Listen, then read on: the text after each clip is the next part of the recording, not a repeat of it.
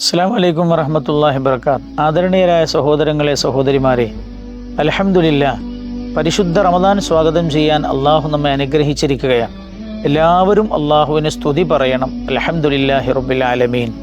അള്ളാഹു ചെയ്തു തന്ന അനുഗ്രഹത്തിന് നന്ദി രേഖപ്പെടുത്തിയാൽ അള്ളാഹു അനുഗ്രഹങ്ങൾ വർദ്ധിപ്പിച്ചു തരും എന്ന് ഖുർആനിൽ അള്ളാഹു പറഞ്ഞിട്ടുണ്ട്. രണ്ടാമത്തെ കാര്യം, ആദ്യത്തെ രാവാണല്ലോ. റമദാൻ നോമ്പ് നമ്മുടെ മേൽ നിർബന്ധമാണ്. റമദാൻ നോമ്പിലെ വളരെ പ്രധാനപ്പെട്ട ഒരു സംഗതിയാണ് എല്ലാ ദിവസവും രാത്രി തന്നെ നിയ്യത്ത് ചെയ്യണം എന്നത്. എല്ലാ ദിവസവും രാത്രി നിയ്യത്ത് ചെയ്യണം.